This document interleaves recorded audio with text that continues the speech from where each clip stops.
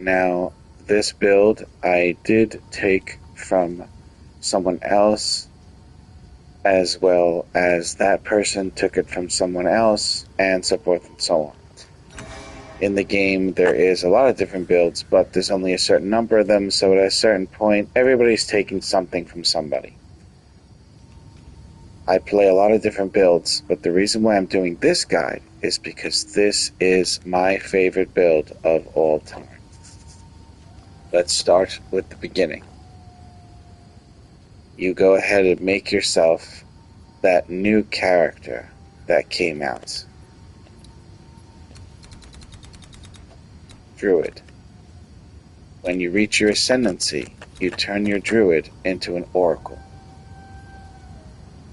In the oracle tree, grab yourself critical damage bonus, lesser harm, critical chance, forced outcome, and then at the bottom, do this arc for a passive skill point, walk the paths not taken, another skill point, and entwined realities.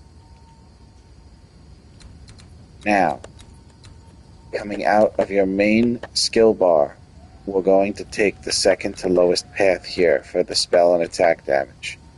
Grab Guardian of the Wilds, come up, grab Radial Force, come up here, and when you come down here, put it on weapon slot 2 and grab your Primal Spirit and the extended skill speed while shapeshifted.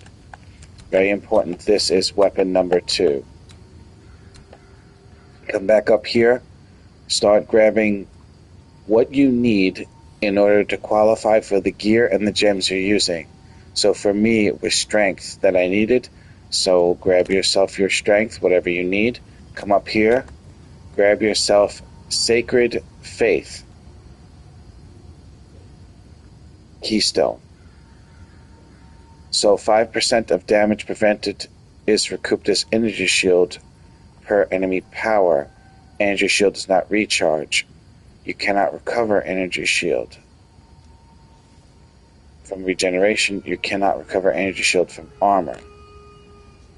Now, we're not going to actually have any energy shield.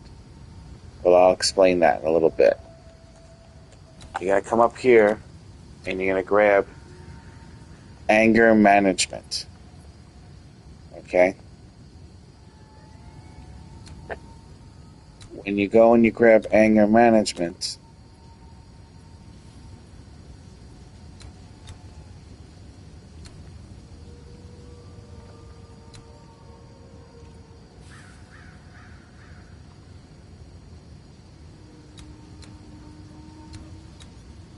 can't tell if I grabbed it with weapon slot 1 or not.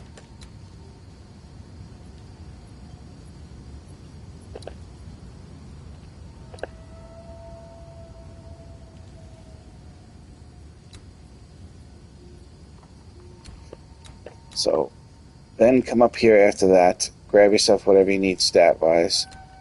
Come in here with weapon slot 1 and grab your shape-shifting bonuses and Boon of the Beast. Then you're going to keep going up here. You're going to grab yourself a gem. At the moment, I've got critical chance on my gem with increased damage while shape-shifted, and minions have 11% critical hit chance, and minions deal 7% increased damage. Now that is going to affect one thing that you do, and that is Pounce. If you look at Pounce the way we have it set up, Minion is listed as one of the things on the top that it is. Minion, Shapeshift, Werewolf, AoE, Melee, Slam, Trigger, Mark, Duration, Travel, Meta. So this here is Minion is going to affect that. That obviously doesn't have any health, so any bonuses to health or resistances and shit like that is not really going to be helpful. But the crit chance on the Pounce can be a little helpful. The damage on the Pounce can be a little helpful. Then keep going to the top left here. Grab yourself whatever stats you need. And now we're going to be branching off up and down. Okay? Let's start with up. Branching to the right up. Going to go ahead and grab whatever stat you need. And come in here. And this is going to be grabbed with both slots. You're getting the rage bonuses here. Grab mystical rage, go on the right. Then come up here and grab yourself your shapeshift damage, elemental damage, your electrified claw, your spirit of the wyvern, and whatnot. And then come back down here and come up here and grab ancestral bond. Now this says unlimited number of summoned totems. Totems reserve 75 spirit each. However, that's not actually why we're using this. This doesn't get explained to you on any of the other guides for this build. Cade Games 2 does not explain this. This is what actually allows you to have infinite curses on the floor, on the screen. It doesn't say it has unlimited number of curses, but it actually does that, and that's where the gimmick to this build lies. I'll explain a little bit later. So we're going to come further up here. We're going to go ahead and grab our intelligence here, whatever you need stat-wise. I put another gem in here with crit chance because I felt like higher crit chance was helping me out. Some cold penetration, minions deal increased damage, that's for pounce only. Minions 4% attack, cast speed, that's for pounce only. And then you could branch down here, grab yourself whatever stats you need, and grab mind over matter. Here's one of the biggest parts of the build. All damage taken, all of it, hits your mana before your life. But you have 50% less mana recovery rate. Now that means our mana is going to become sort of like an energy shield for us, because we're actually going to have 0 energy shield, and I'll show you in a little bit why that happens to you. So coming down here, you grab whatever you need stats to make your gear and gems work, and then come up here for Wild Surge Incantation. Storm and plant spells deal 50% more damage, cost 50% less, have 75 less duration. Now, as far as storm and plant skills go,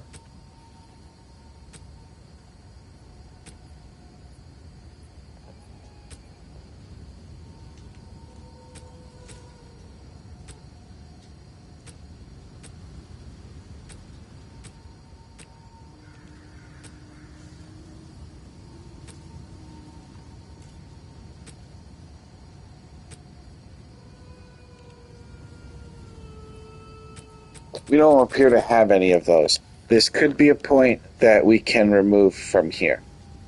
Actually, I think the reason why we take this, honestly, is so we can take the power of the storm. 50% of damage you triggered. If 50% increased damage if you trigger a skill recently, and that's your cast on crit that's triggering constantly. So you always do 50% more damage. Now, if you don't grab this, you'll end up grabbing this one, 20% more energy. So I'm not sure why not just go for the energy instead. But I'll investigate that later. But for now, I'm copying the build, and the build says grab this, so you can grab this.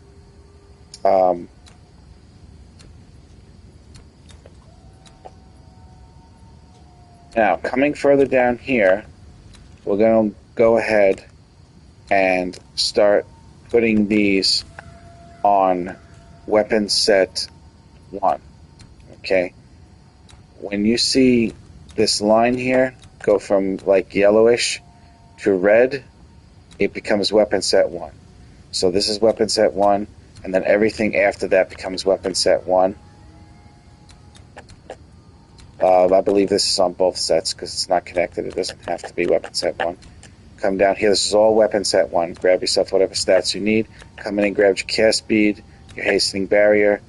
All still weapon set 1. Your cast speed, cast speed, cast speed, cast speed, and spiral into mania, cast speed, and some cast resistance. It's pretty needed with the gear that you have. You don't really get a lot of that, so you want to cap that out.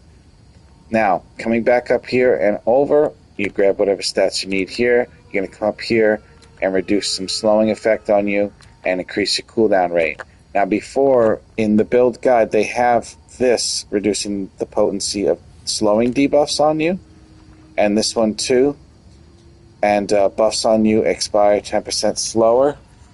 I did recently remove that in order to give myself more critical hit chance, but I think I'm going to switch that back here and here. I gave myself the 20% more critical chance, but the thing I'm finding out is my this buff is wearing off a little fast without that. So I'm going to just take these out here and put them back up here, because I didn't notice before that this makes buffs expire 10% slower on you, and I think maybe that might be the way to go with that. So now you could grab your cooldown recovery rate over here, come back over here, grab whatever stats you need to make your gear work. You're going to get some increased cold damage over here, penetration, grab your glaciation, and then just grab another cold damage up here. This might not be necessary, this cold damage here. So I could technically refund that one and add one of the crits here and get my crit back, at least one of the two 10% crits back. Now you're going to come down here and you're going to go ahead and come to the right, grab whatever stat you need. Now you're going to grab Whispers of Doom. You can apply an additional curse, double activation delay of curse. Now this is used because we have two curses on our cast on crit, so both of them are going to be allowed to be applied to the enemy, and I'll show you what they are in just a second. Come over here, grab whatever stat you need, and you're going down here and you're grabbing your mana regeneration, your raw mana. You're coming down here and you're grabbing this Eldritch Battery. It converts all energy shield to mana, but doubles your mana costs. This is the reason why you don't have any energy shield at all, because we are now making it where our magic gets taken before life, so magic basically becomes like an energy shield for you. However, the way that you get your magic back is absolutely phenomenal, and it is impossible to duplicate that effect with energy shield. It's just not going to happen the way it comes back, and I'll show you in actual fighting. So over here, and this is for weapon slot 1, you'll grab your cast speed and your cast speed, and this is so when you manually cast your curse, you can end up doing it fast and stacking it up to get your mana back to full, to get your stacks on your spell slinger, mana remnant thing, and I'll show you in a moment how that works. Okay, so now let's go down here and come to the bottom and grab this, whatever stat you need, and now you're coming to the left here. These three here are going to end up being both bars, but then you're going to do here for only your back bar. Only set 2. And on this build, set number 2 is your talisman. It is your werewolf set. That's where you do all your damage, okay? So you have Spirit of the Wolf and your Shapeshift critical chance only for set 2 up there, for set 2. Then you come down here, grab yourself whatever you happen to need. Now, I don't have the best gems on this build because they're very expensive. But you don't need a lot of money to make this build really good. That's one of the reasons why I like it. I got a Heart of the Well Diamond. It's not perfect. It's not great. It has 12% chance for trigger skills to refund half the energy. That doesn't happen that often, 1 out of 10 times. But it is useful. It can be useful. There's a mana cost efficiency thing going on there. And there's 1% mana per kill. That's also very helpful. When you have a lot of high mana, 1% of that mana is actually quite a bit. And then there's some maximum cold resistance on it too, +1. But it's not, by far, it's not the best one I could have. So, going over here, grab whatever stats you need. Now, coming into this side, this first one, no, but then the second, third, and this Calculated Hunter one are all on weapon slot number 2 only, okay? So, lots of crit chance there.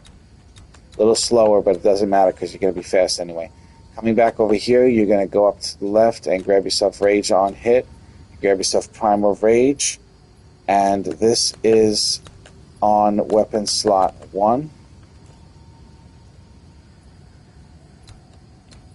Oh, no, sorry. This is weapon slot 2. It's green, so it's weapon slot 2. And this is also weapon slot 2. Green is weapon slot 2. That's your talisman. That's when you're actually in werewolf form. Okay? Now, coming over here, we'll go ahead and show you up here. This doesn't exist unless you have the Ascendancy. This actually appears. You come in here on weapon slot 2. You grab yourself your movement speed with weapon slot 2. And coming over here, there's more movement speed and cooldown recovery rate. That's important. Limitless pursuit. There may be both bars, not weapon slot 2. I'm not seeing a hue of green, so yeah, this is both weapon slots, not 2. So now, coming back down here to the right, over here, you come down here, you're going to grab this. This is weapon slot 1 and 2 together. And then when you branch up to the top here, this is only weapon slot 2.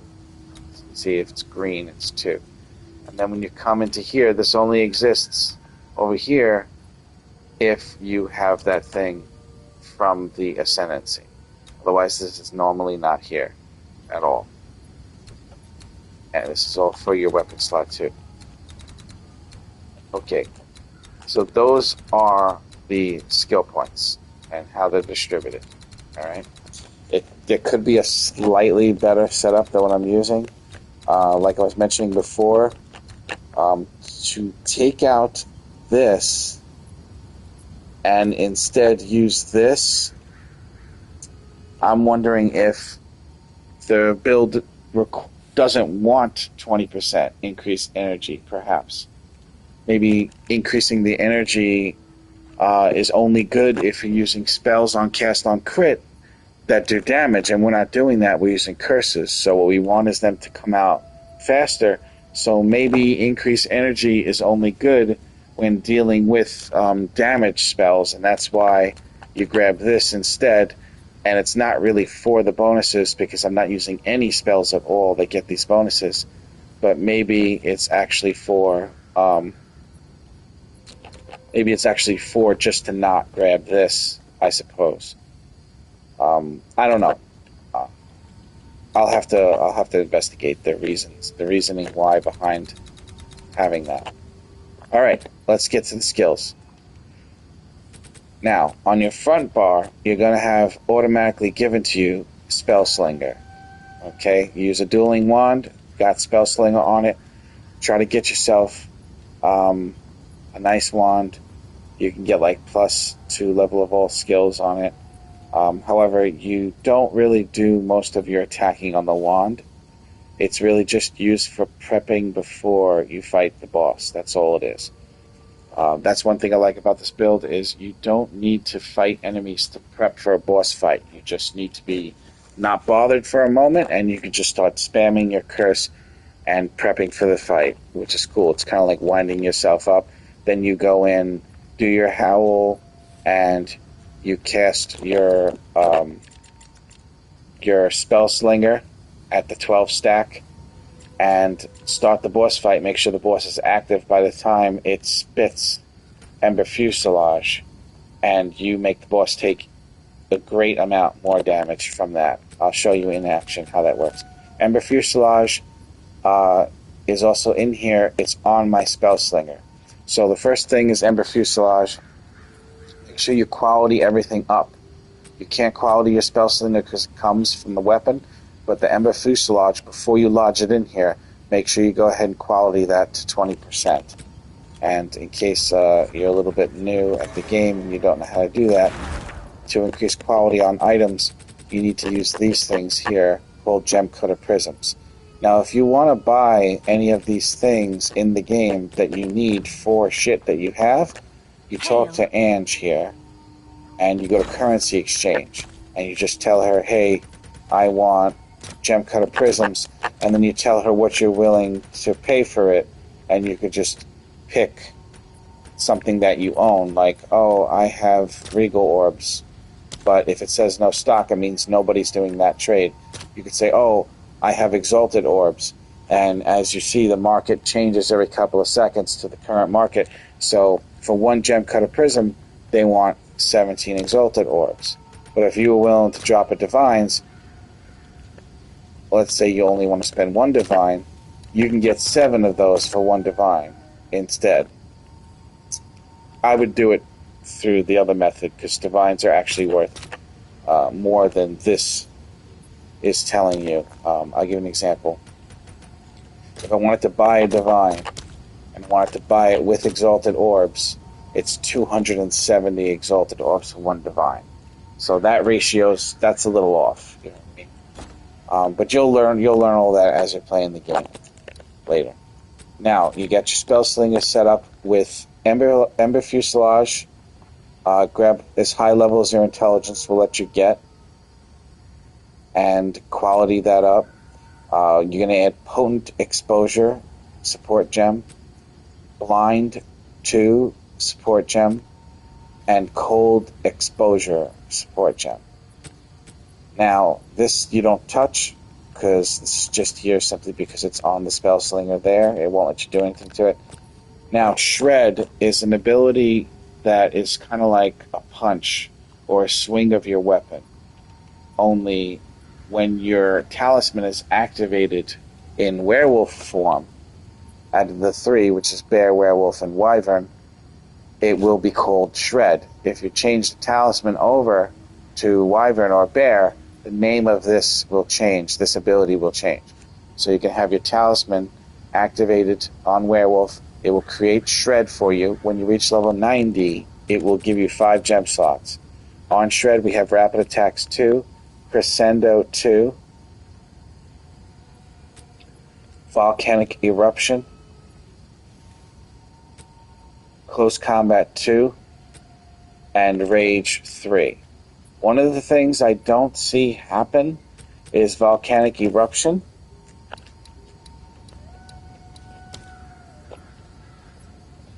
And I think that's because I'm not... either the screen is just too full of shit and I can't see it, or I'm not producing fire damage to be able to actually ignite the enemy. So looking at the weapon that I'm using, it doesn't have any fire damage on it at all. And that could be a part of the reason why this is not working. So I may actually change this over to something else instead of this.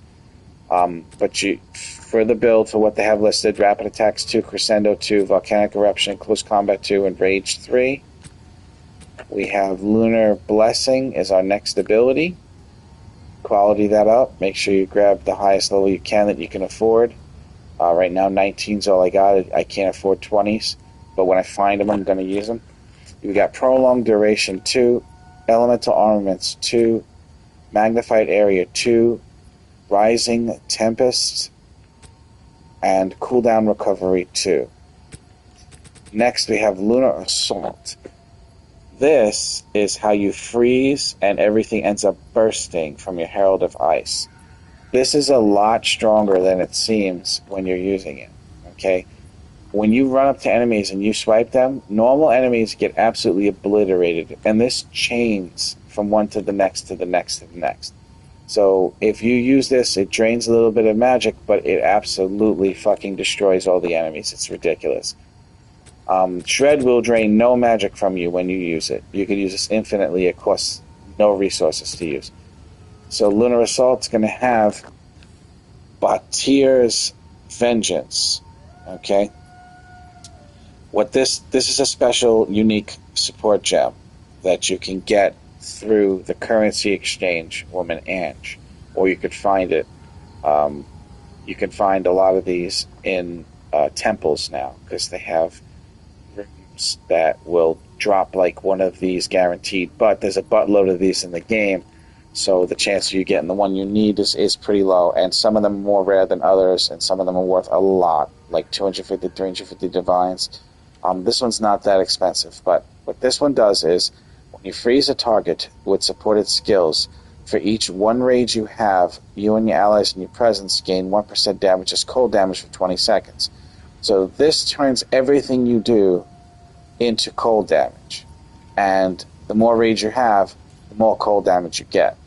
Now, currently, the way my build is, I'm not able to have eternal rage from the lack of spirit on my werewolf bar. But I am gaining rage on that bar from Rage 3 here. So, shredding the enemies more to keep my rage up could be beneficial. But I don't do that much because everything dies so fast that I don't really get to maximize the rage, and therefore I don't really get to maximize the damage output from this. Just because shit dies too fast. But when you're fighting a boss, and you're swiping away with Shred, and you're casting your other ability I'm going to show you in a minute that does cross slash, it doesn't feel like you even need to worry about how much rage you have to stop for a moment, do a lunar assault, get yourself the extra cold damage, but halfway through burning a boss down, you could do that and just boost your damage a ridiculous amount. But you never seem to have to do it because the build is just so strong. It's like an extra bonus that you just don't seem to need. Now, coming over here, we're going to add, you got freeze added to this. That's 50% more freeze buildup, and it's noticeable when you use it. Everything just instantly frozen first hit. Rapid attacks 2, make it nice and quick. Magnified area 2, make it nice and big. And then rage 3. So this also gives me rage when I'm swinging on enemies with it. Rage 3 is really nice because it also gives you 15% increased attack speed if you're not at absolute maximum rage. So that's 15% attack speed on Shred and 25% attack speed from rapid attacks. So that's 40% attack speed on both of those from those 2 gems. Next we have Herald of Ice. This works wonderful. Doesn't do much for bosses, but this is phenomenal for clearing gigantic packs of mobs and abyssal fucking summoning shits, and like when the screen is just full of enemies. This actually works amazing.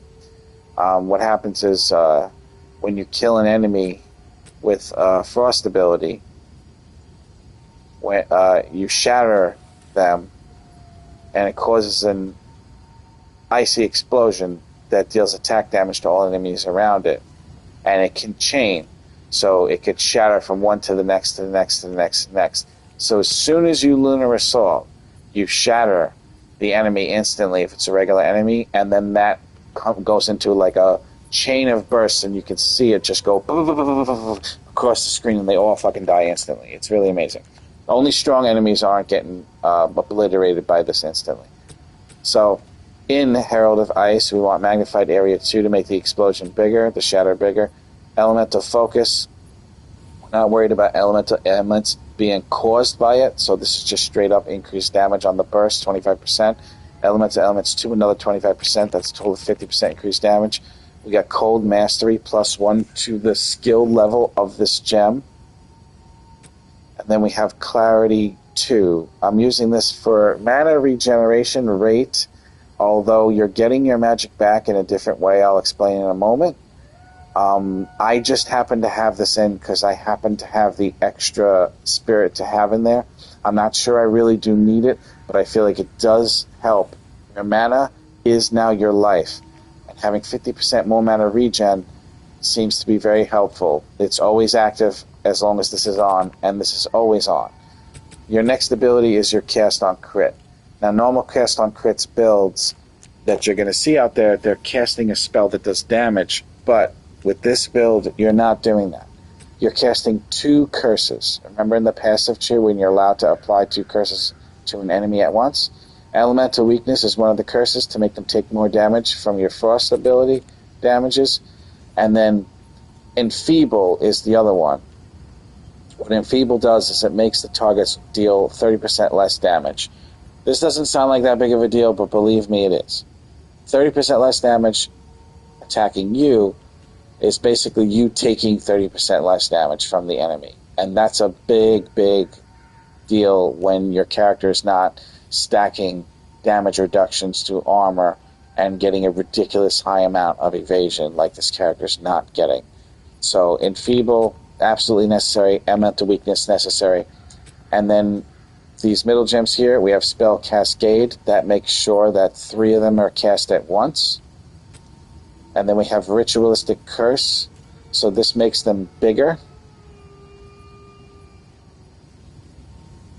Only for curses, though. And the curse erupts with 30% more of a delay. Then we have Energy Retention. This only works if it's in a cast on crit.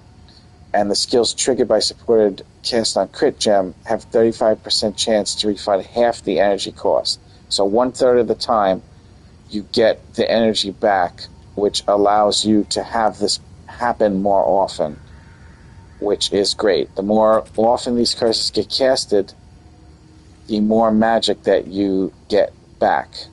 Okay? So that's the gimmick to the build. And I'll show you on the gear why that works that way in a moment.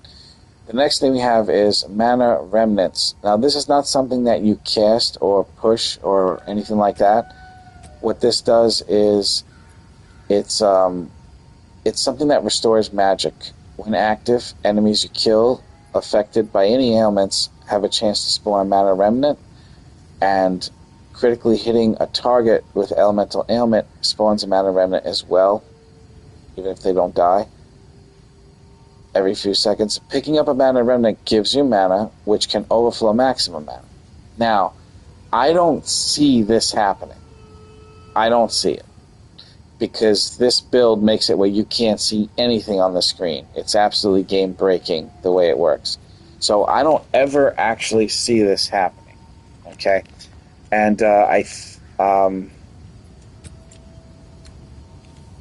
okay, it's not even active on the werewolf bar because there's not enough spirit.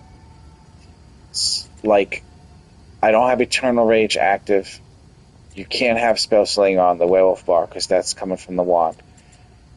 I do have Herald of Ice. I do have Cast on Crit. I do have Feral Evocation. And I lack 27 spirit to be able to have this on here. Now, this could be extremely useful on this bar, because on this back bar, it isn't doing anything for me at all. So I think it's meant to be on the front bar. However, I don't have enough spirit. How you get your spirit is not explained properly in Cade Games 2 build guide. He doesn't explain anything. As a matter of fact, in his guide, he doesn't even have spirit on his necklace at all.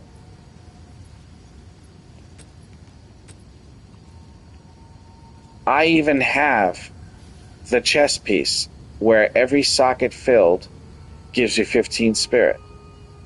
And it still doesn't fix the problem. So I think what you need is a chest piece that has spirit per socket, but somehow also has 6 sockets, which would give me the extra 30 spirit. But we're talking thousands of fucking divines for something like that, and I can't afford that. So I ended up having to take a little hit on the things I needed on the necklace and add 50 spirit on the necklace. But even if I didn't have spirit on the necklace, and this was giving me 30, that would still be 20 less than I have now, and I still wouldn't be able to have Mana Remnants on that bar. So there's a lot of strange things that he doesn't explain how he does, how he's getting the spirit. He's saying you want like 230 spirit in total. I have 210. 230 wouldn't do it. You'd need like 237 or whatever it is that I was saying. So I'm not quite sure. He makes build guides. He makes them look good. He talks real good, but he's like missing information that's absolutely fucking necessary. Now, if we were actually using this, these things would matter. Harmonic Remnants 2, Remnant Potency 1, and Katal's Rejuvenation. Remnants created by supported skills grant Katal's Rejuvenation. What is Katal's Rejuvenation? Katal's Rejuvenation stacks up to 8 times and grants 5 increased cooldown recovery rate per stack. Each stack of Katal's Rejuvenation lasts for 10 seconds. So, it gives you cooldown recovery rate. Now, This would be an incredible boost to my build if perhaps I can get this to work on my werewolf bar, but I can't. But when the day comes that I can do that, what it'll allow me to do is this. I'll be able to not worry about magic or dying at all, because my mana will go up a ridiculous amount constantly. More than it is now, which is insane. So the build kind of is missing a key factor. It'll allow me to do my Lunar Blessing, even if the map is making my cooldowns longer, I'll still be able to have this up 100% of the time. This is actually quite strong damage that it does around you. And I'll be able to pounce all the time, over and over and over again. Right now, pounce comes back pretty quick, but it would be nice to be able to pounce around constantly instead of having to wait the 4 seconds or whatever it is that it comes back. Yeah, it's like 4.10 seconds. Okay, moving on to the next thing. We have Elemental Weakness. Now, this is the same thing I have in the cast on crit, as you can see. Level 19, 20 quality. Level 19, 20 quality. It's the same gem. But we want to be able to cast this manually for pre-boss fight buffing yourself. And on the manual version of it here, we have Spell Cascade, Arcane Surge, Heightened Curse, Ritualistic Curse, and Burning Inscription. Next is Feral Invocation. This is a really big deal. This right here is making cast on crit go fucking crazy, by the way. Okay, if you don't cast this, this gets casted like 1/3 the amount of time. So you're going to be able to spam this because this builds up so fast from you attacking that you literally just end up mashing fucking 3 buttons. And it just turns the whole screen into madness. Just mashing 3 buttons. So you're basically mashing 3 buttons, and then when this is available, you cast Lunar Blessing, and then your 4th button is you pouncing around like an awesome werewolf. That's fucking awesome. Jacob fucking Twilight and shit. Now, in Feral Invocation, we are using the skill called Cross Slash. So it's going to summon other versions of you to come out and slash the enemies from all sides. It hits all enemies, it's AoE, it hits everything. It comes in from all sides, and the higher the stacks on this, the more of them come out. And so you can get max stacks several times within a second, and so it just ends up being where there's just fucking the super amount of wolves coming out from all sides. It's the most ridiculous looking shit ever. It's fucking absolutely wonderful. Make sure you quality your cross slash up to 20%, just like your Feral Invocation here. And then we're going to put Impale, and then we're going to put Heavy Swing so they hit harder, 35% more. We're going to put Energy Retention. The triggered skills have 35% chance to refund the energy. And then we have Boundless Energy here. Supported skills gain 45% increased energy that allows you to cast it over and over and over again. Now we have Eternal Rage. This is only active on the wand bar. This helps build your rage up while you're prepping. And if you run around the map casting the curse over and over again, you'll get your magic back, you'll get mana regen to be consistent, and you'll get your rage to max. However, when you cast your Lunar Blessing, you are going to eat all of your rage. Okay? Here.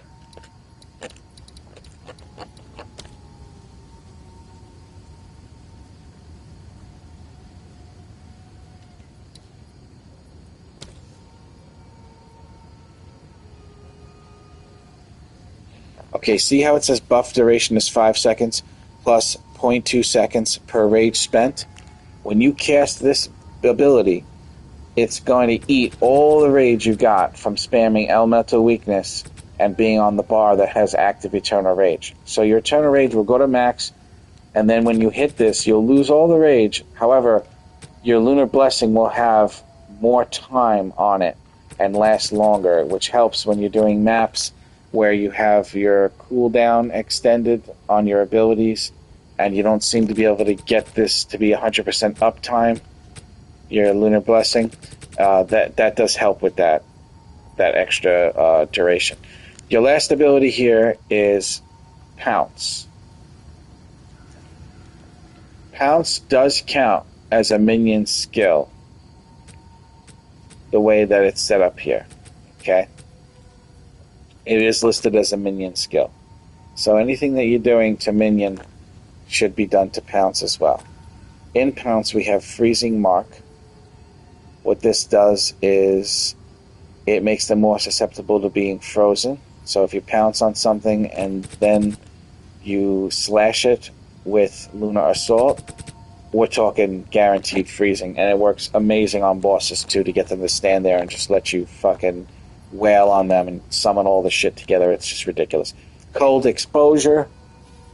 Okay? Cold Exposure makes them take more. I'll show you. Exposure type of debuff lowers the affected total resistances of the enemy. So Cold Exposure makes them take more damage from cold. We have Blazing Critical. The attacks gain 50% of damage as fire damage for 5 seconds on critically hitting.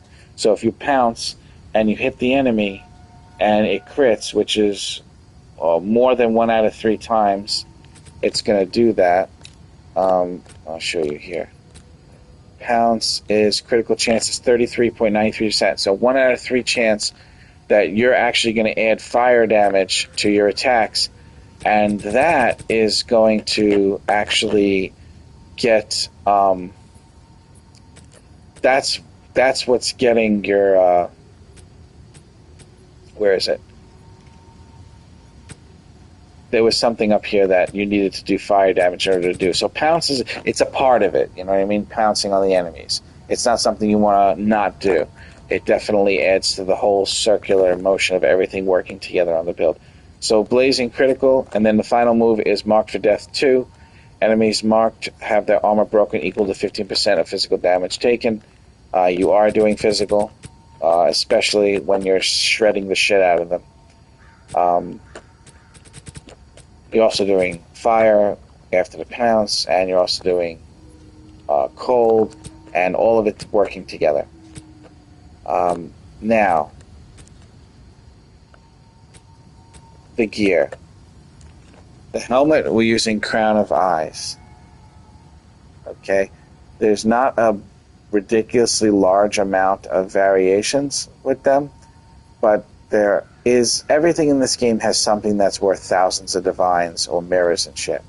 If you just look it up in the market, you can see that there are versions of it that cost a lot. I don't have an expensive version. I have a cheap version. Okay? What it does is you get a little bit of reduced fire resistance, 10%. Get some all attributes, that's good. But the real main reason why you end up using this, not for its energy shield, only 196. Although that's not the lowest, that's not too bad. The little accuracy rating is good. But increases and reductions to spell damage also apply to attacks. So anything and everything that's giving you spell damage from your passive tree here is also giving you damage to your regular attacks, not your spells. That's a huge part of what makes the build strong. On your chest piece, we're using Morior Invictus Grand Regala. Part of the reason why we're using this is we needed to have spirit, but it also gives you a lot of resistances. Now, in a normal situation, the 4 things that you want on this, okay, the 3 things you want on this is you want plus all elemental resistance. Now, I couldn't afford that one. You want the maximum magic per gem. You want the spirit per gem. So that's absolutely necessary. But I could not afford the one with the all resistances. So what I did was I wound up getting all my resistances from all my other gear, which diminished how good that other gear would work with the build. But I used this to give me a buttload of chaos resistance. And then, since it has 4 gem slots, I threw in 3 fire resistance gems, so 42 fire resistance, and 1 cold resistance, 14 cold resistance, to make sure I'm capped out on all my resistances. If I had not done it that way, it would have been 44 to all resistances, and then I could have threw in chaos gems, which would have ended up giving me 44 chaos resistance. So I basically would have had 2 more fire resistance, and I would have had 30 more cold resistance had this been the exact one that I wanted, that I needed. But I couldn't afford it, so I got this one instead. Energy rating 666. Evasion rating 666. Whoa. Alright, so this bad boy has armor, evasion rating, and energy shield. And when you don't have a lot of armor, energy shield, and evasion rating, it gives you a lot on your character stats because it's got a diminishing return factor. So the fact that you're not really stacking much of that, you end up getting quite a bit of it on the stats for the small amount that you have. Once you get into the thousands, it seems like it doesn't do anything for you. You could add 1,000 when you're at 4,000 and it doesn't do shit for you. Now, so we got the helmet, crown of eyes, we got the chest, Moria Invictus, we got that weapon, the dueling wand that was giving you Spellslinger, and the offhand, we're using Effigy of Cruelty. And this Effigy here, critical hits with spells stacked critical weakness. Now, the only time that this is used is when you end up casting your Spellslinger and Ember Fuselage pops out. You wait a second before you switch back into Werewolf and make sure you still have your wand in your hand. That's why I always howl before I cast Spellslinger. This way the Ember Fuselages fly into the boss because there's a delay when they come out, and it applies this critical weakness, which makes the enemy take more damage from critical hits. Stackable.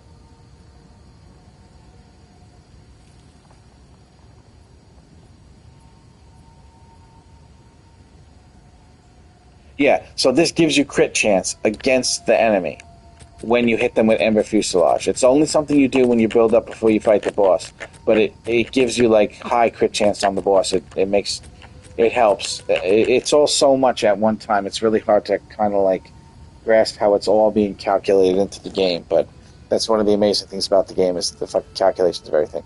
Now this necklace that I'm using, I ended up having to get something that was giving me attributes because I am at the bare minimum for attributes on what I need. Allocated on my necklace,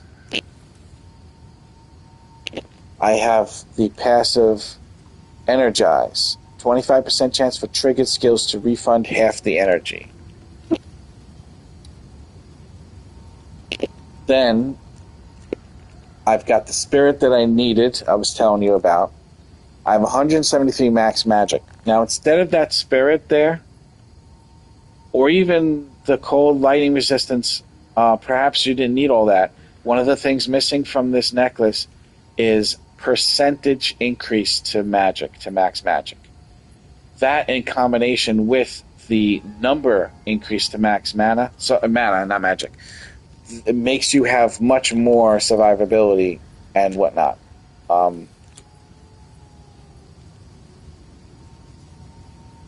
Really.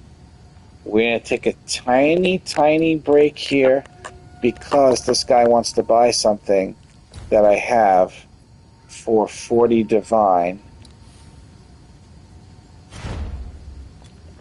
And I have it listed for 50 divine. And I think I will let him have it for 40 divine. No problem. So what is it that he wants? It should have a box around it somewhere. Wait, hold on. What the fuck is he asking for? Let me see. Morbid Howl Jade Talisman, listed for 50 divines.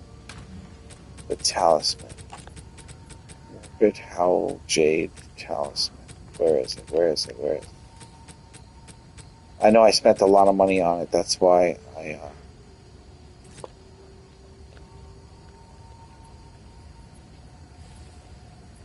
Let's make sure I only show Talisman. Morbid Coat Jade Talisman? Morbid Howl Jade Talisman? That's gotta be the one. Oh wait, what about this one? Morbid Howl Jade Talisman. That's the one he wants.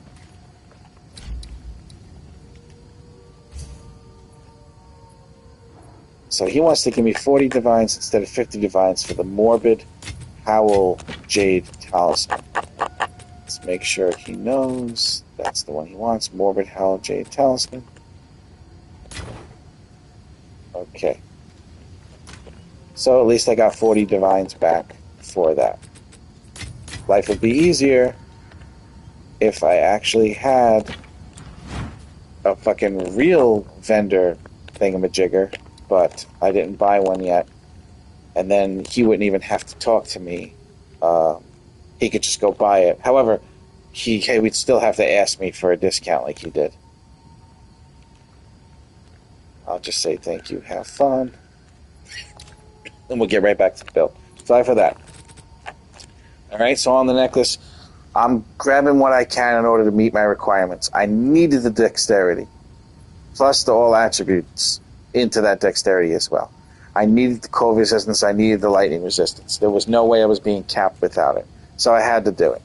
And I even only capped my cold resistance because I added quality to the necklace that increases cold modifiers, raising that cold resistance enough just to get me where I needed to be with the resistances. So there are going to be some things that you're going to do, and they're going to vary from what I have here, because you need certain things. You need these things here to be capped. 75, 76, 75, 75. You need them to be capped. And you could look at my cold resistance. It's only 77. I'm only one above cap right now. One above what my cap is.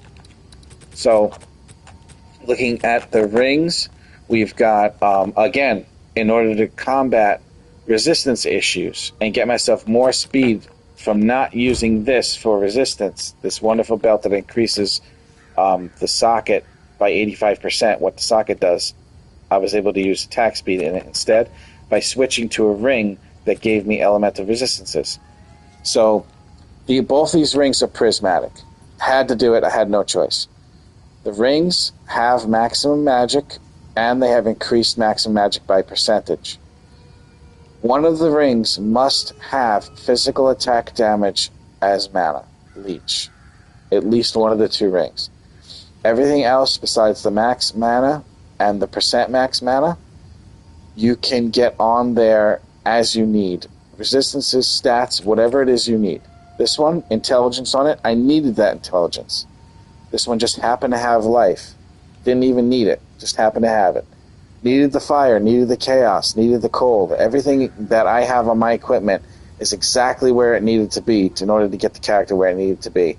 But it also has max mana and maximum mana percentage. Now those numbers aren't as high as they could be. You can have over 200 in the max mana number.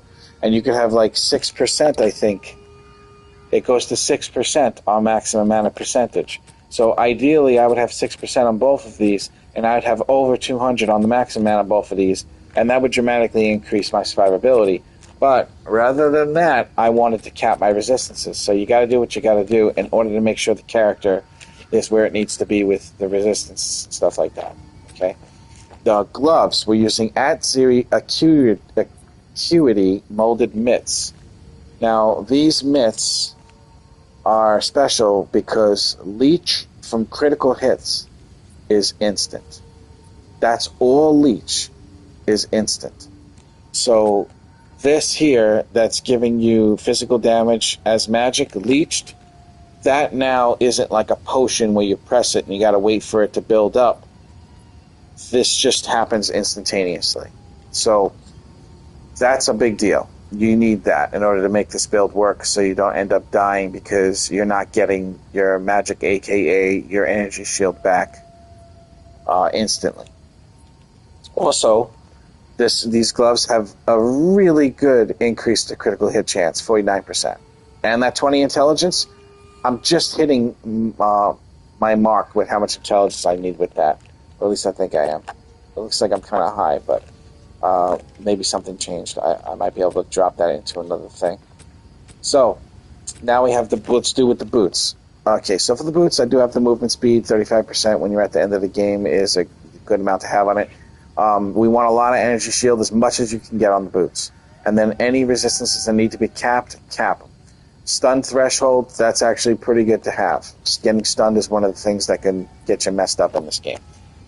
Okay, the belt. Darkness and Throne Find belt. This is very, very important.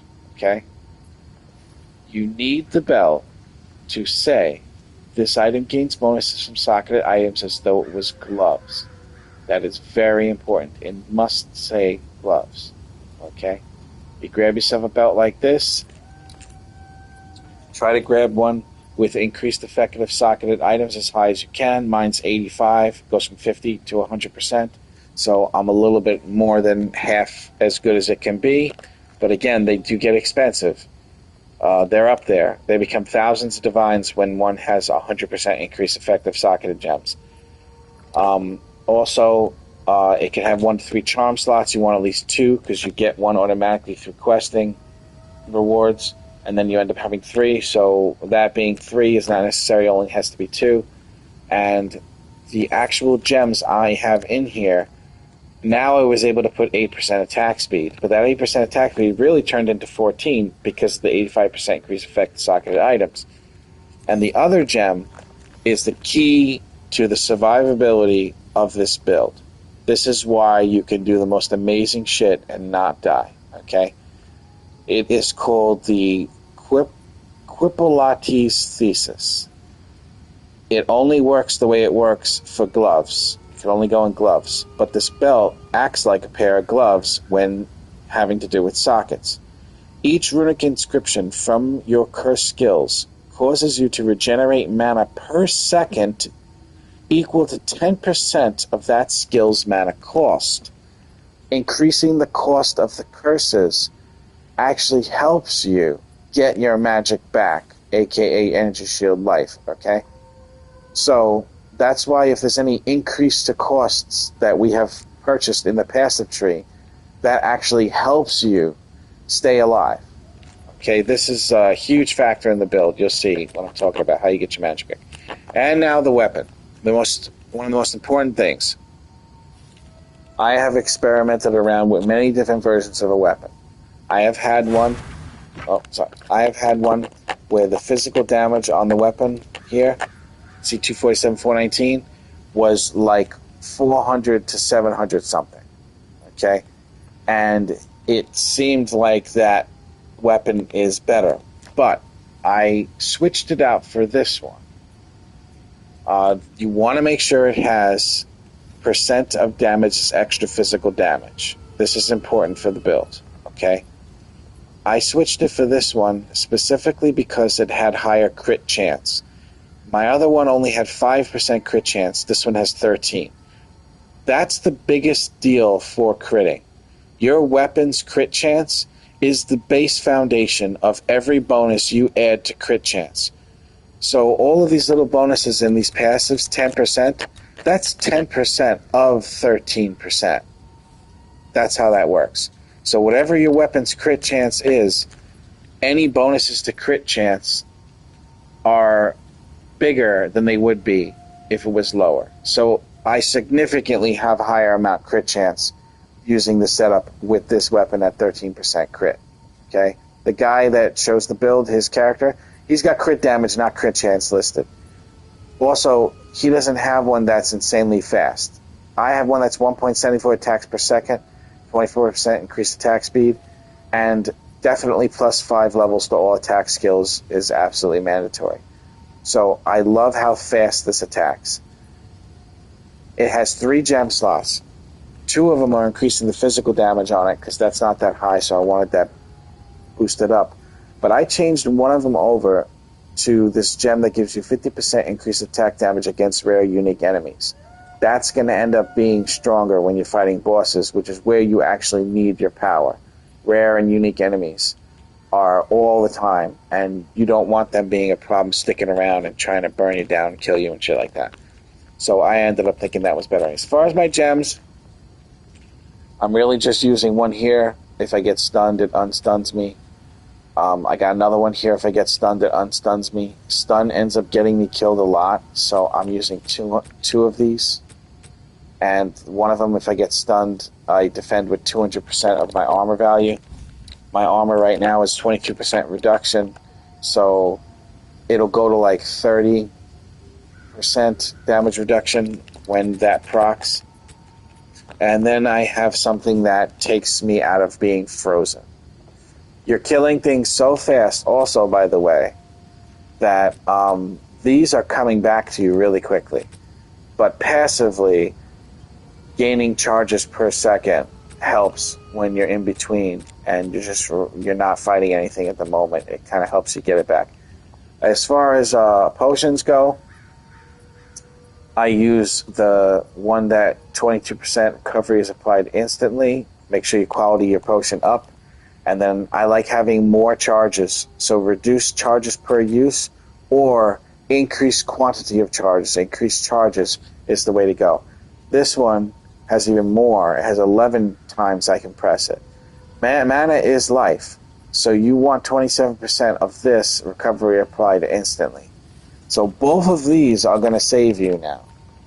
With a character in this game normally, and you got mana potions, it has nothing to do with whether or not you're going to live or die. It just has to do if you're going to cast a spell. But with this character, your magic is your health.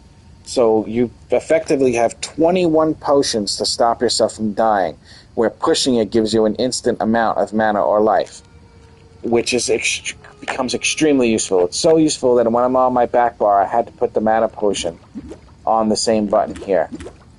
So when I'm on the back bar, I don't have to let go of the switch button in order to boost up the magic on the right there. Okay. Now, that is the build. This is my favorite build in the game. As far as Atlas goes, to be completely honest, I don't really know like that much about the best way to do shit. At the moment, I have everything going over to the bottom left here, and I grabbed some like magic monster packs, but I'm not an expert on what to do with the points here when you get them. So we're going to go ahead and show the actual build in action now. Okay, so we're going to go in here, and the last thing I was going to show you was on skill bar 1, which is your wand bar. Spellslinger obviously is on. You're not going to have Herald of Ice. You're not going to have Cast on Crit. Mana Remnants is on. However, this is not proccing because you're not really doing a lot of damage on this bar. There is a burning effect that happens on the floor, so perhaps Mana Remnants can appear from that, but you're never really on the bar long enough. Maybe I can get them to appear if I'm just kind of spamming this in between running around. But the character works so good without worrying about this that it kind of feels like a waste of time to even do that. And then also Eternal Rage on this bar. Feral Invocation, no. Your other bar, back bar, which is your Talisman bar, your main damage bar, where you destroy everything. No Spellslinger because you don't have your wand. Herald of Ice, definitely yes.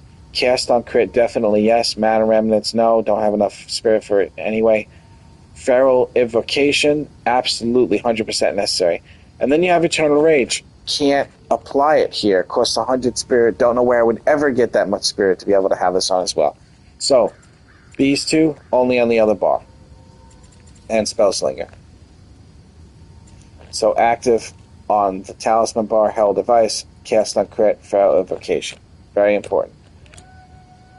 As far as skill abilities and what gets cast on what, okay, your manual elemental weakness is only casted on your front bar. It won't let you cast on the other one. Spellslinger only casted on the front bar, won't let you cast on the other one.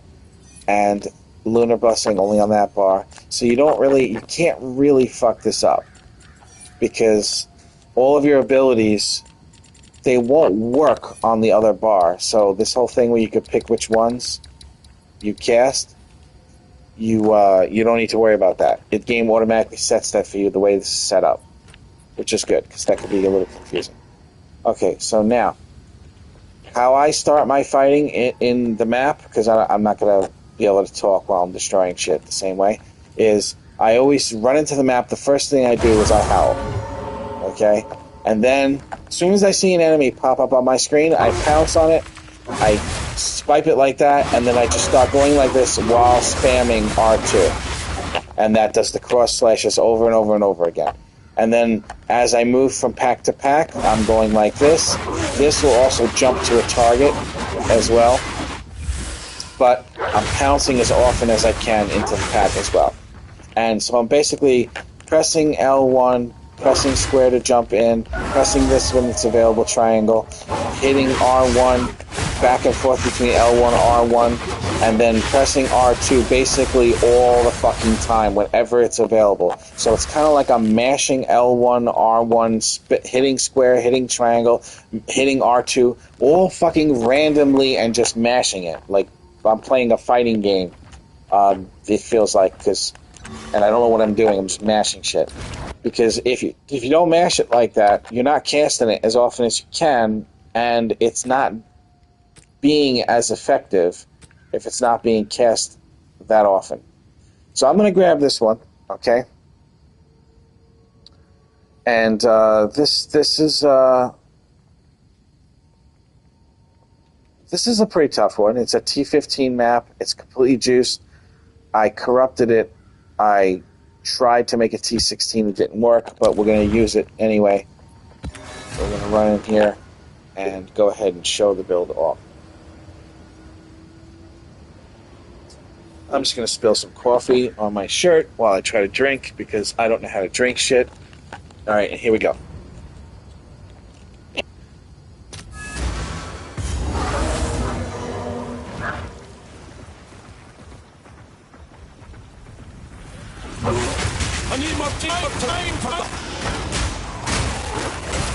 Oh, I forgot to mention something. I also cast dodge a lot. And the reason why is because dodge is actually really good for survivability purposes. So if you just jump around with pounce, you're going to actually run out of charges, and you'll have to wait for it to come back. But if you end up just dodging around the target, shit that would hit you and hit you really hard will just miss you, and the survivability factor goes up greatly if you throw in circle button dodge periodically while you're running, like kind of often actually. The more often, the better you'll survive, flat out.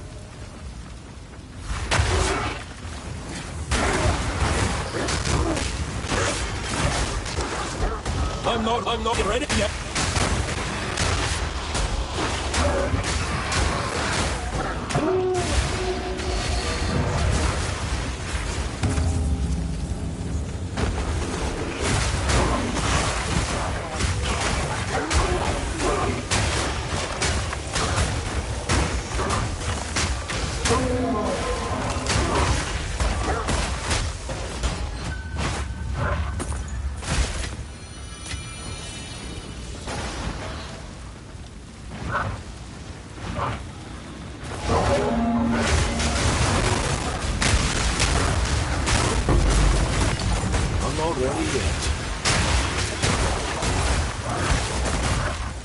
Now, when I have a single enemy and I want to fucking burn him down after I've done this to him, pounced on him, I have this going, I'm actually just going to hold down R1 and do this, and at the same time I'm holding this down, I'm going to keep pressing R2 over and over and over again. This is going to build up R2 and allow me to cross slash insanely often, and the debuffs and shit you get from doing this to the enemy, and this is going to be applied, so you don't actually have to cast this again. You can just hold down R1 and then spam R2. And I find that's the fastest way to burn down an enemy that has a little bit of health. I'm not ready yet. I need more time for that.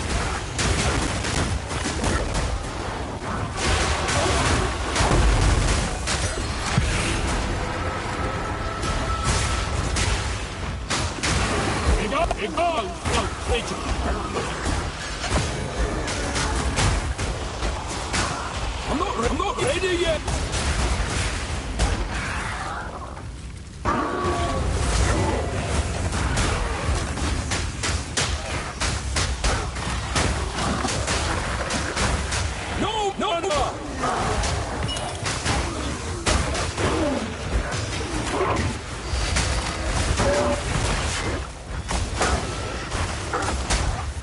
I'm not ready yet.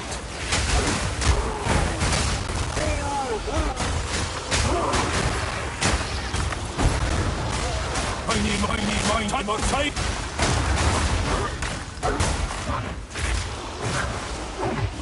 No man. I'm not ready.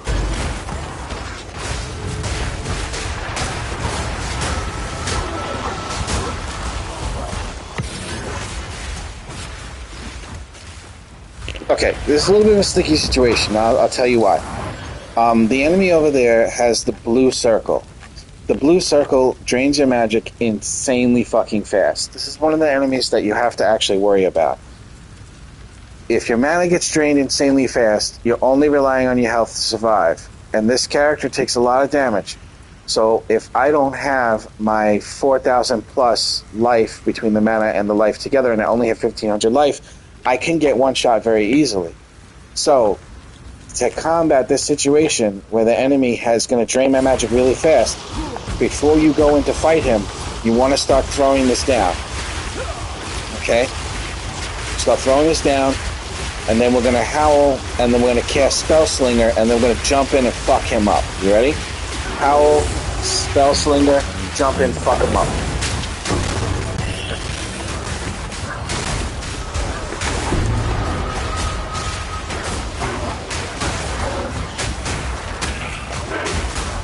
Nature, 6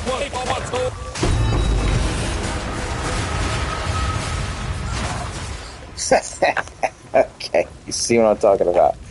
So, if I didn't do this and prep myself to get my health back, which is my magic, remember, if I didn't do that, my magic would have been drained so fast, and I would have got popped and I would have got killed. So that's how you handle situations that you know are going to be really tough that are around the corner. You stay back for a moment, and you fucking juice yourself up before you go over there. Now again, there are better builds out there. The biggest deal is the Hammer Titan build, which I tried to do. But you need thousands and thousands of divines to make that build work. And I mean, like, there are pieces of that build, and just that one fucking thing you need is thousands of divines. So it is very, very expensive to make that build work. This build, not nearly as expensive. You can do this entire thing for 150, 200 divines and get it exactly the way I have it right now for that cheap. 250, you can be exactly where I am right now. Because I did waste a lot of divines trying to buy shit and not buying the right shit. I did do that.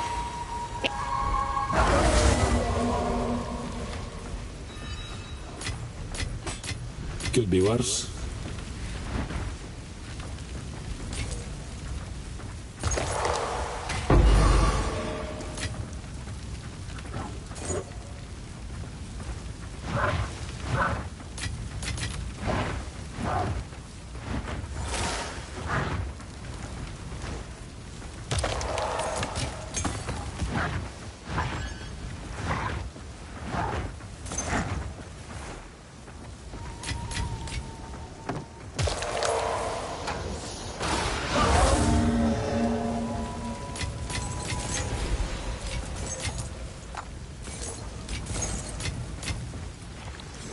I need more time for that.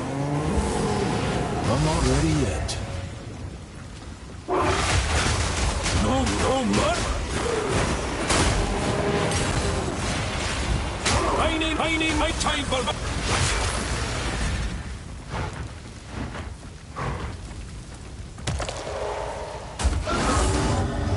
Part of this game's ridiculousness is knowing what might be worth something and what's not on the floor. And there's a lot of stuff that could be worth a lot on the floor that says T5 and shit like that. But the reason why I don't just pick all that up is because I don't even have the proper bank slot that allows you to shell shit while you're offline. And so I'm really into getting the currency items that can be exchanged through the currency vendor, which gives you money instantly. And you're not, like, trying to be online to sell shit. So I do leave a lot of shit behind that potentially could be worth money, but I don't like to sell that kind of stuff, and 99.99999% of it ain't worth shit. I'm not ready yet. It just takes too long to try to manage all the shit.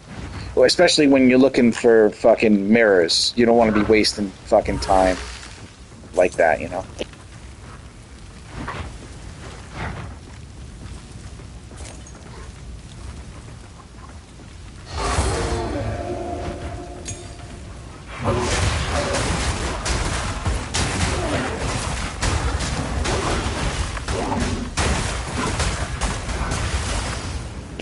Another thing about the build that helps a lot is to be aggressive. Be aggressive.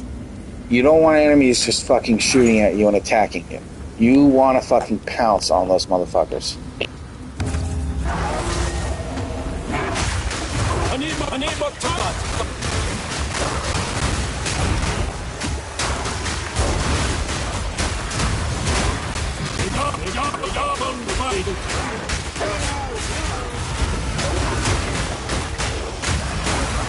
I'm not ready yet. You gotta look for things too. There are a lot of visual things in the game that, as the game is getting very confusing and all this stuff is popping up, you don't know what's what. There are things that will still power through visual wise and show you that there is a problem. Like those little, if you're not immune to chaos or chaos inoculation, those little chaos puffs that are coming at you.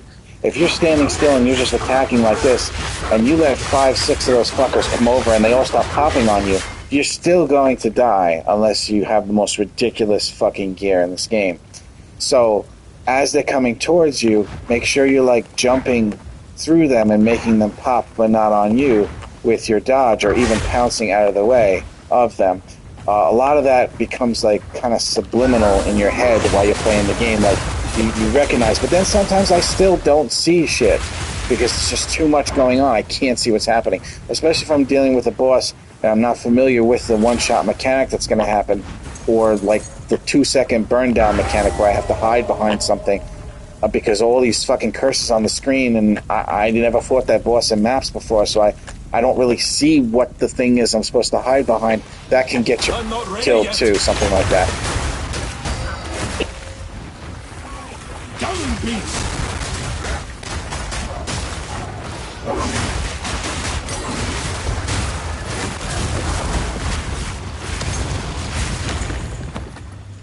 But you can see that when you do Lunar Assault, enemies pop, get frozen, and enemies after those pop as well.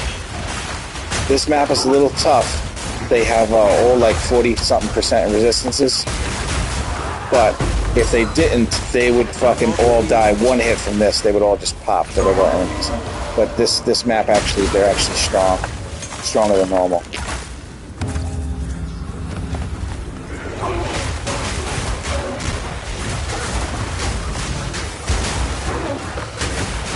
I need more time for that.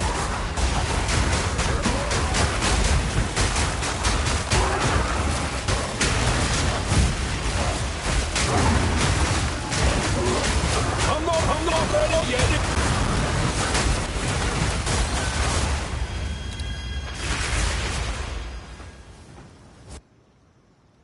Alright, let's see if there's anything worth any money in here. I've got 3,600 tribute. There's a deferred item in there somewhere that I'm not sure how much money it's worth, and it's not here yet. It might pop up if I re-roll. But there, oh wow, 2,100 for these perdition splinters. 25 for 2,100. I want that deferred item. It could be worth a lot, so I'm gonna skip that and just re-roll this one time. They only let you do it one time with the way I have it set up. Let's see if the deferred item pops up. It didn't pop up. That's okay. So you can only reach for one, so I'll grab this. That's pretty much all I need. Everything else is just taking up inventory space. Speaking of inventory space.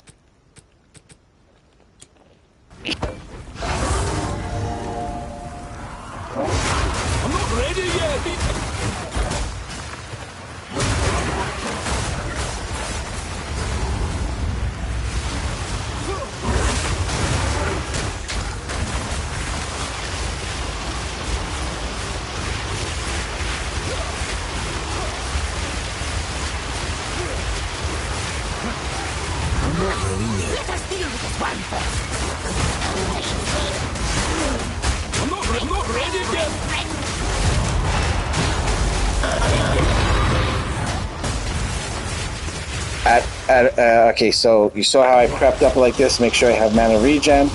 Make sure I have 12 stack of Spell Slinger. Then I walk into the fight. I press my Howl. Rage is gone. But then I go back into this, press Spell Slinger, and now the Spell Slinger will shoot at the enemies. Boom, boom, boom, boom, boom. That'll do the weakness to them. I'm probably transforming into the werewolf too fast for the elements of weakness to occur. But to burn them down, I wasn't actually hitting R1. I didn't pounce on them.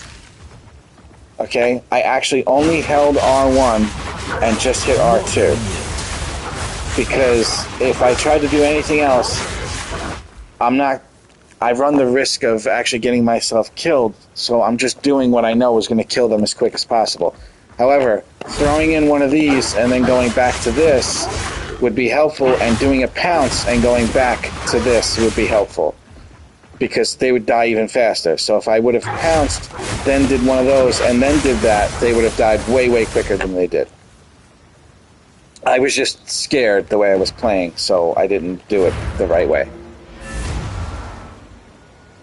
And that's it. My favorite build in Path of Exile 2 by far. And I've tried a lot of different builds, and none of them compare to this. They all have their strong points, and they all feel fun. And all the builds I was doing are able, except for Titan Hammer, to do like all the end game maps and everything like that. But nothing destroys shit and runs through the maps as fast as this build. This is absolutely by far the best and the most inexpensive build you could possibly have to just destroy shit in this game. This is a great build to use to get your currency, to be able to have enough money in the game money to be able to actually do one of the other builds that could potentially be even better, but require so many fucking divines and mirrors and shit that you just can't do it right away. If you're like me and you won't spend real life money on currency through fucking Chinese websites and shit, you go ahead and just get what you get in the game. And this is the starter build for you to start getting your currency to be able to do any of the other builds that are amazing in the game. Now, everything in this game, every build, can be absolutely fantastically, unbelievably amazing, but they cost different amounts of money. How you get that money before you're rich, that's important. And this is the build for you if you need a build that's inexpensive, but that's also going to absolutely wreck everything so you can get yourself the money for the other build. Thank you for watching, everybody. I appreciate it. You guys have a wonderful day. Build only had 2,836 mana in werewolf form, only 2,719, 1,563 life. This really should be like between 3,000 and 4,000. This could be 2,000, and the build would be work out a lot better. My mana wouldn't drain so much when the curses come out, because I have a lot more mana pool to dip into. Armor 22%, evasion 10%, also kind of low, but my resistances are on point and doing good. Thank you for watching. Oh, see, in werewolf form, 150 intelligence. That's why it's actually where it needs to be. I think 146 or 147 is the required amount that I needed. Everybody have a great day. Please like and subscribe if you haven't. And if you have any questions, leave them in the comments. I'll try to answer them as best I can. There's a lot of confusing shit in this game. That's one of the reasons why I like it. It's my version of Luminosity. Keep my mind young and keep myself thinking constantly. And in that respect, it's the most fun game that I play. I try to play other games, but nothing keeps my mind thinking like this game does. Take care, everybody. I'll see you next time and on the next video.